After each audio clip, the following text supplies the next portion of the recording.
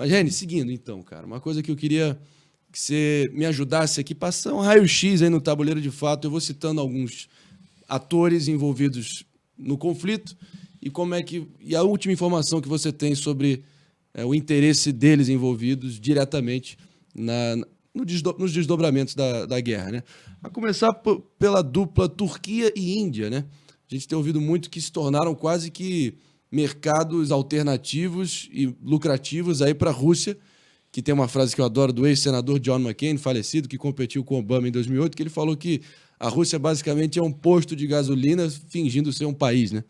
Então, segue sendo a maior commodity da Rússia e parece que encontrou nesses dois países dois mercados bem promissores que estão ajudando a fechar a conta lá depois de tamanho boicote financeiro que foi feito ante a Rússia, né? Conta aí um pouco sobre Turquia e Índia, o que você tem ouvido. Olha, a Turquia ele é um país hoje que, na verdade, se você olhar geopoliticamente para a Turquia, ela está localizada num lugar do mundo muito estratégico. Muito estratégico. Porque ela é uma ponte de conexão entre o Ocidente e o Oriente. Perfeito. Ponto. Isso coloca ela numa situação, no mínimo, não tão simples, né? Complicada. Porque qual é o lado? Para onde ela quer projetar poder? Quem é a força que está chegando mais perto dela? Então, a Turquia, nos últimos anos, ela tem passado por experimentado uma montanha-russa na sua política externa. Lembrando que é membro da OTAN, a Turquia. Membro da OTAN, mais amiga do Putin, conversa com o Putin, vende coisa para o Putin, ajuda o Putin aqui, mas vai lá, trava a Suécia para entrar na OTAN, talvez ajudando o Putin, mas depois libera a Suécia, chantageia a OTAN, recebe aviões dos Estados Unidos, briga com a Arábia Saudita num momento, depois ajuda, interfere na Líbia, aí briga com esse, com aquele, aí faz as pazes com o outro, briga com Israel. A Turquia, assim, ela é uma turbulência. O país vive em turbulência geopolítica. Então, ela fica se equilibrando. E é inteligente da parte dela. Sem dúvida. Porque para ela sobreviver e jogar esse jogo e ser da OTAN, e falar com os russos, e se aproximar dos chineses, e tá preocupada com o Irã, enfim, e agora fazer as pazes com a Arábia Saudita, e se posicionar como ela se posiciona, é um feito. Não é fácil fazer isso. E a Turquia tem feito. Nos últimos momentos, assim, nos últimos episódios, o Putin ficou mais incomodado com a Turquia. Sim. Por causa da questão da Suécia. A Turquia liberou a Suécia em troca de ajuda e sinalizou que ela quer estar mais com o Ocidente, talvez naquele momento. Perfeito. De novo, a foto é de agora. A gente sentar daqui 6 meses, mas você falou que ela queria estar junto. Ela queria hoje, amanhã ela não vai querer mais. Ela foi vetada ou retirada de um programa da compra de caças americanos, os mais avançados do mundo, porque ela comprou baterias antiaéreas russas. E os Estados Unidos falou, mas isso daqui os russos vão conseguir hackear no nosso programa, no nosso avião, e vão encontrar uma vulnerabilidade dentro desse programa do avião. Aí os Estados Unidos retirou a Turquia do programa e também falou, não vou te vender mais os outros aviões menos modernos. Aí a Turquia foi lá e negociou aceitar a entrada da Suécia na OTAN e falou, então me dá os outros aviões. Isso é um sinal que ela prefere estar equipada com armamento americano do que com o russo. Mas ele é um ditador, né? O Erdogan, ele segue a escola do Putin, está no poder há muito tempo, ganhou de novo, e ele tem uma relação próxima com o Putin. E teve já um atrito, quando os turcos abateram um caça russo na guerra na Síria, em confrontos na Síria. E aí a Rússia cortou relações, sanções econômicas contra a Turquia. Os russos não podiam mais viajar para a Turquia. Afetou muito. Hoje, a parte da economia da Turquia está sendo ajudada pela Rússia dando dinheiro. Com tantas sanções econômicas, a Turquia está servindo de um lugar de lavagem desse dinheiro todo que os russos não conseguem receber, não conseguem retirar e assim por diante. Então, a Turquia tem esse papel. A Índia, ela... Um parênteses aqui, hoje eu vi uma pesquisa do Goldman Sachs, se não me engano, acho que foi um dos principais bancos americanos, projetando que no Concerto Global das Nações, até 2075, a projeção deles é que a Índia vai se sobrepor aos Estados Unidos como a segunda maior economia do mundo e a China se consolidando de vez na ponta. Fora acho que provavelmente por ser o o mercado consumidor, o segundo maior mercado consumidor do mundo, né? É a maior população do mundo. É a maior população do mundo. Hoje, a Índia Já passou a China. passou a China. A Índia é muito pobre. O per capita indiano é assim, baixíssimo. E as pessoas não têm noção. O per capita chinês é baixo. Tipo, os Estados Unidos tem por volta de um per capita de $70 mil. A China é $12 mil. E a Índia, estamos falando de 2, 3, enfim, é muito mais baixo. Então, a Índia tem um potencial, tem um perfil demográfico muito positivo, é um país gigantesco. É democrático, apesar dos problemas que a Índia tem enfrentado.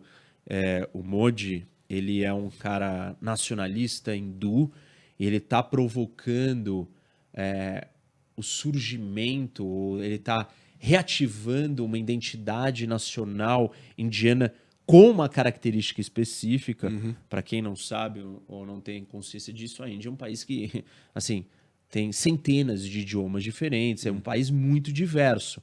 Se você cria uma liderança ou uma identidade nacional em um único grupo, um país com tamanha diversidade vai ser um problema. E é óbvio que ele, para se consolidar, vai ter que ser mais autoritário. Mas a Índia é muito mais democrática, assim, é democrática, diferente de Rússia e China, e é um país gigante. Então ela tem um potencial. Ela tem se mantido distante, ela não quer fechar as portas com os Estados Unidos, porque ela entende que ela precisa dos Estados Unidos para lidar com a China. O Modi esteve em Washington há não muito tempo atrás. Isso. Foi super bem recebido. Os americanos têm uma grande aposta na Índia, que a Índia pode ser uma força para contrapor e segurar o crescimento, né, ou as ambições chinesas. Então, a Índia tem esse papel e a Índia está muito preocupada. Os chineses têm cercado, ou tem uma estratégia que se chama colar de pérolas, onde eles estão construindo bases ao redor da costa chinesa para sair do seu mar fechado ali, que pode ser fechado com bloqueio naval americano. Então, eles estão construindo bases dentro do Índico e os indianos entendem que esse é uma estratégia chamada colar de pérolas, que é o String of Pearls, e os indianos estão respondendo com o que eles chamaram de Necklace of Diamonds, que é uma contra-estratégia de cerco aos chineses. O colar dos diamantes. Isso. Com aliados que dão a volta e pegam e isolam a China também. Japão, Austrália, é isso? Japão, Austrália, tem Filipinas? OCUS, tem outros aliados ali, outros grupos, mas eles também estão se movimentando para não perder esse avanço com a China. E o gancho perfeito para você falar da China nesse tabuleiro todo, que é, sem dúvida, Bom, a China é a maior ameaça. A maior ameaça para o mundo ocidental, para o mundo democrático. É uma das maiores ditaduras da história da humanidade em termos de tamanho de população e controle dessa população.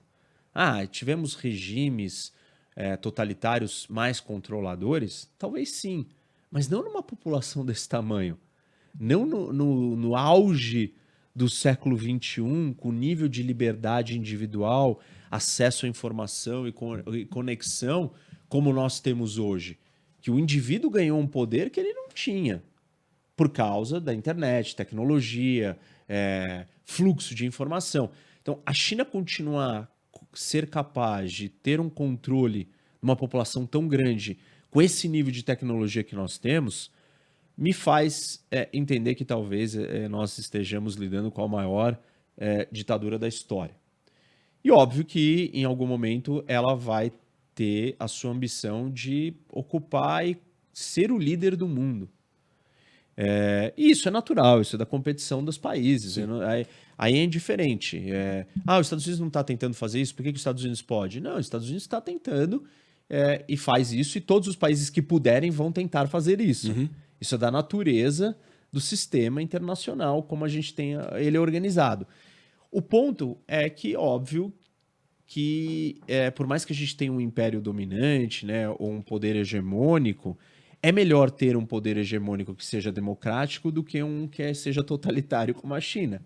Essa é a grande diferença no meu entendimento. a situação da China não é tão fácil e tão simples.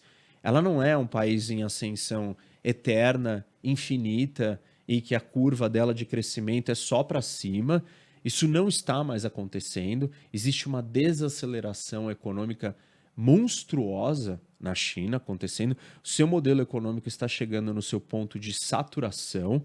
Para ele continuar funcionando, ela tem que abandonar o modelo do Estado incentivar o crescimento econômico com investimento e exportações. O investimento é para produzir indústria que vai vender para fora. Se não vende para fora, a gente continua sustentando isso, o Estado sustenta isso, só que não tem quem consuma.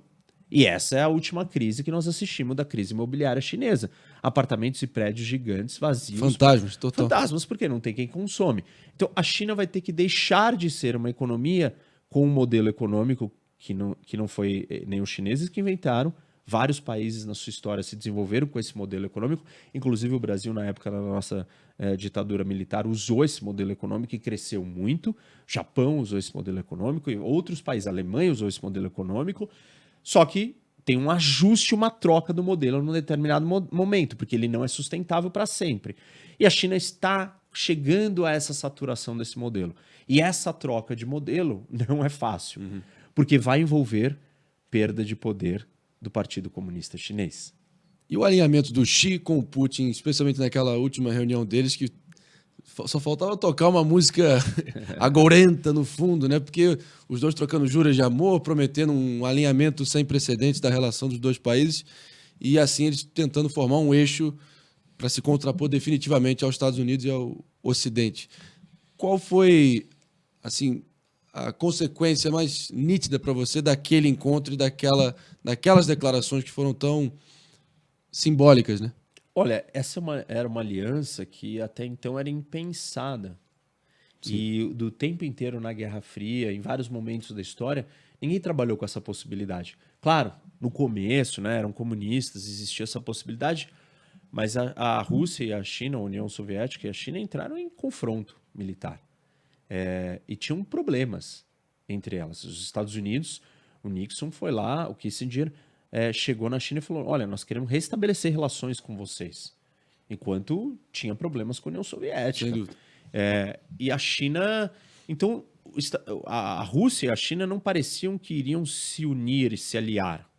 Mas aconteceu.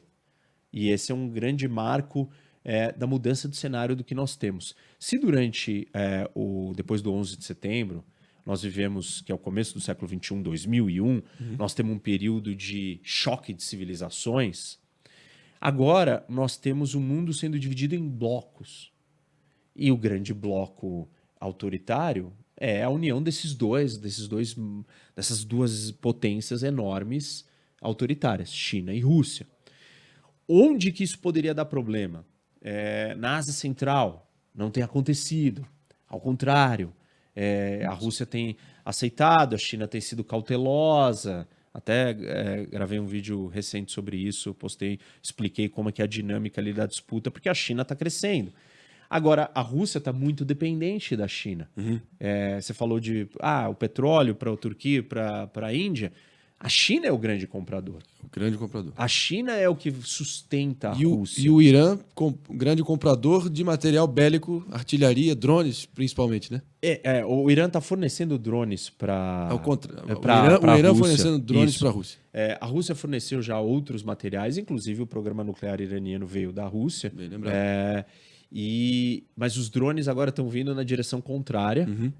Então, o que está acontecendo? A gente está vendo que o Irã tem um papel, tem uma utilidade maior para a Rússia. A China para a Rússia e vice-versa. A Coreia do Norte. Então, está se formando um grande eixo de ditaduras. E essas duas ditaduras juntas são muito, muito perigosas. Teve um exercício agora, semana passada, naval, de 11 embarcações chinesas e russas que chegaram muito próximas da costa do Alasca, nos Estados Unidos. O Trump hoje, inclusive, foi ao Truth Social, que é a plataforma dele, e disse que not on my watch, que isso não aconteceria com ele, mas isso é uma provocação flagrante, né? É uma provocação, isso aconteceu no ano passado, a resposta foi pequena, dessa vez 4 navios americanos acompanharam de perto Tá bom. o movimento dessa patrulha deles. Mas nunca nenhuma força bélica desse tamanho chegou tão perto de águas territoriais americanas. E isso é um sinal dos tempos que nós estamos vivendo. Eles dizem que a aliança deles é inquebrável ou inabalável, sólida, e realmente parece que é. Eles precisam um do outro, mas tem coisas que são imprevisíveis. Por exemplo, no cenário de uma queda do Putin, isso afetaria muito a relação da China com a Rússia, porque o Putin é o fiador, né? A relação dele com o Xi Jinping.